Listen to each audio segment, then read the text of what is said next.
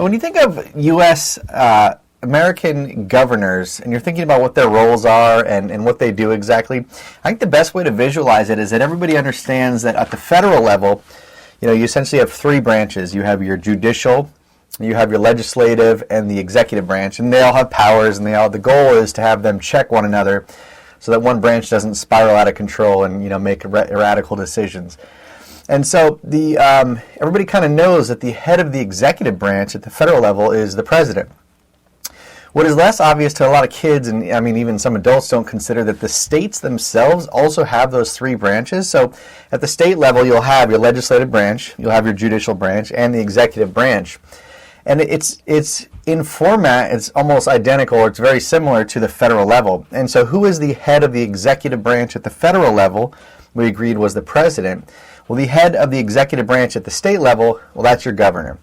And really, the only difference is that there's obviously 50 states, and so all 50 governors don't have identical powers, and that's laid out in the state's constitution.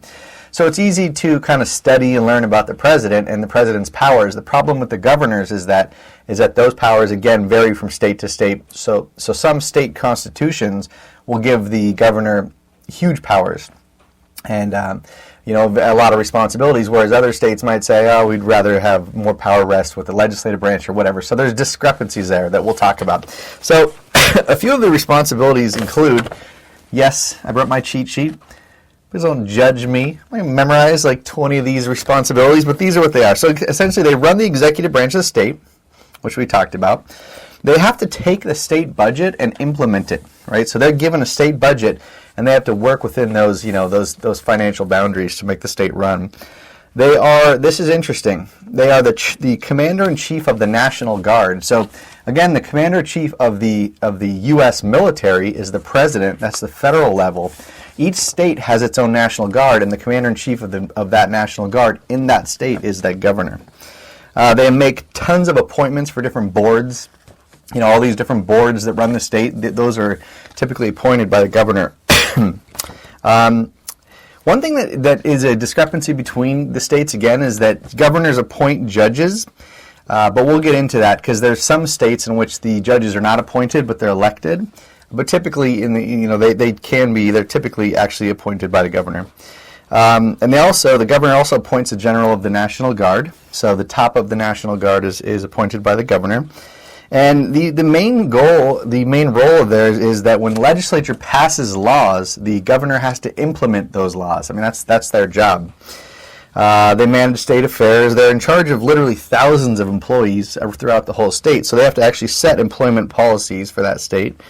And one thing is that all these powers are clearly defined, but in the case of an emergency, the governor is by default given broad powers. So the scope of the powers of the governor during an emergency dramatically change. They can instill curfews if they wanted. There's all these different powers that are typically not present in a normal circumstance, but under emergencies, those powers expand radically.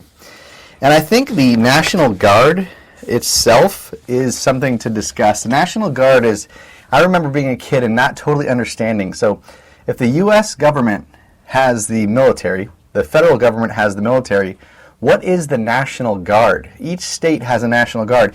And what it is basically it's sort of a small military, but it's run by what are called reserves, which means they're paid. They actually get paid to do it, but they meet infrequently. I think it's could be once a month on a weekend. And so these people have jobs and families. It could be a teacher. They could be, an electrician or whatever. So they have actual normal jobs outside of being on the National Guard. Then when crisis arises, these people get a phone call and they're called upon. So I think the key there is that the person that makes that decision is the governor, and they only are going to call on the National Guard in times of dramatic crisis. And that does not always only include military, conflict. So that will typically include, like if there's a hurricane and they need immediate help, they'll call in the National Guard for that state. One thing that's interesting is that, again, the commander-in-chief of the National Guard is the governor, but the federal government, the president, can actually call upon the National Guard of each state over the head of the governor. They can say, Governor, you were doing a cute little job there in your state. Step aside. I am calling up the National Guard. And in times of war, you'll see that. These people that are essentially reserves, who are basically being paid to be part-time kind of weekend warriors. Now they end up being flown to Iraq or around the world. So that can be a startling reality. So I mentioned earlier that, it's impossible to get into all the differences between governor responsibilities and roles for all the different states. That's probably impossible. But a couple big ones is that, for example, and I sort of mentioned this, one key difference between state to state for the governors is that you'll find that in some states the governors appoint judges, and others they're elected. Maybe they're elected by legislators. That's a key one. And then another thing is that governors have the power of veto. So if the legislative branch puts a bill out to be passed, it can be vetoed. But then what's interesting is some states allow the governor to do what's called a line item veto. Well, they'll say, this bill about banning plastic bags is mostly awesome, and I want to pass it, but there's one line halfway through that's terrible, so they can cross out that one line. Not all governors have this right. This is an important ability or kind of a source of power for some governors.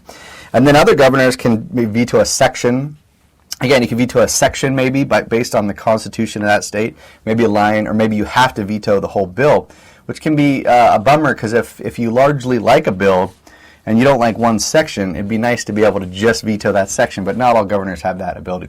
So that's it. That's what the state governor does. And again, think of them as the president of the state. They're head of the executive branch of that state.